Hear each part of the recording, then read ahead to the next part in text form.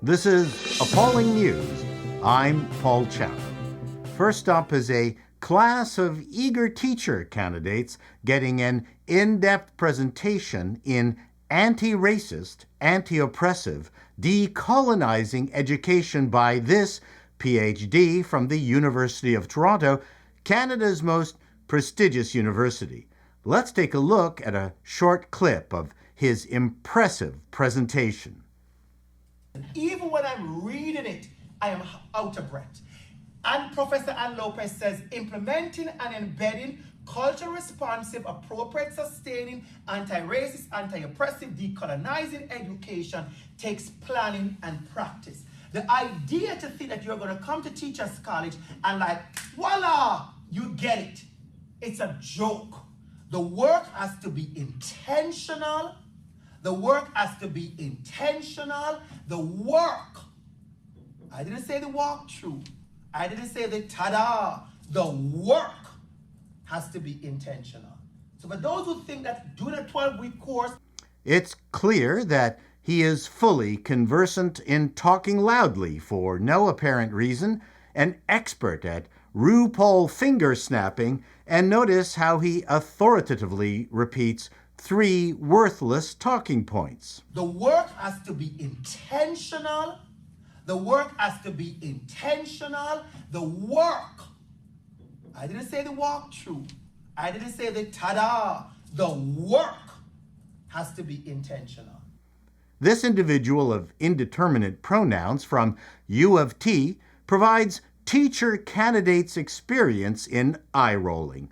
We are certain that the good doctor's inspirational lectures are reminiscent of the oratorial splendor of such great U of T titans as Marshall McLuhan, Robertson Davies, and Northrop Frye. With his 6-figure salary and natural DEI complexion, his presentation in front of mostly white women is inconvertible proof of Canada's racism on full display. The clip ends with him mentioning a 12-week course. Can you just feel the anticipation of putting yourself through 12 weeks of this? Another reason to homeschool your kids, Canada. This next shocking, appalling story comes from the city of Victoria in British Columbia. A plaque commemorating Beacon Hill Park has been removed by the city because of a complaint. The text on the plaque read, "When Victoria was settled in 1843, this area was a natural park.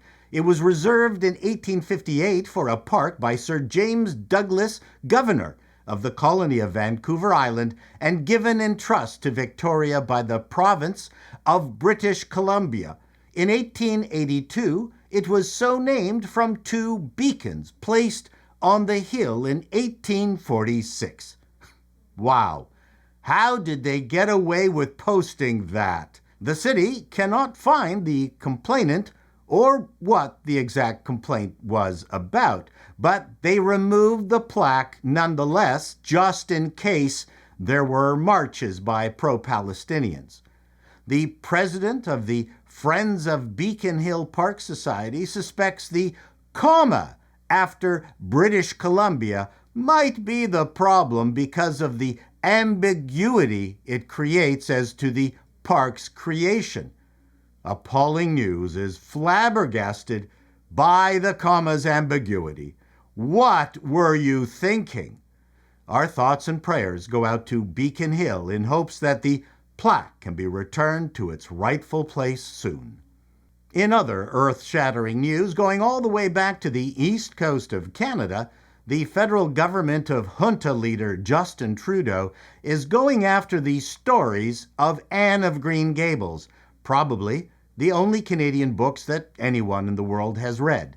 It's the story of a plucky, red-haired orphaned girl with pigtails set in the late 19th century on the picturesque island province of Prince Edward Island. It is the creation of writer Lucy Maud Montgomery and was first published in 1908. Parks Canada is planning on reworking the commemoration of Anne of Green Gables with new narratives from Indigenous, Black, and French perspectives. Because why not? No one has asked for this, no one has complained, but let's jump on it just in case a Gen Zer on puberty blockers freaks out on Twitter. There were no Indigenous, Black, or French folk in any of Montgomery's 8 books, but while at the time about 5% of PEI included First Nations, Lebanese, Chinese, Black Islanders, descendants from slaves, and a few Acadians, there also wasn't an Anne of Green Gables, as she is a fictional character. Parks Canada is insisting that if there was an Anne of Green Gables, these would be the homies she would be hooking up with. If they were serious about history, they would also include the fights between the Catholics and the Protestants on the island. Perhaps show Anne in gang colors knifing a parishioner. The federal government, drunk on diversity, equity, and inclusion, is determined in spoiling the experience of Anne of Green Gables, especially for the thousands of Japanese tourists who come to PEI to visit the homeland of their heroine, Anne. Lebanese kebabs will be replacing PEI potatoes and mussels as the new official Green Gables food. This has been aPauling News, and that's the way it is.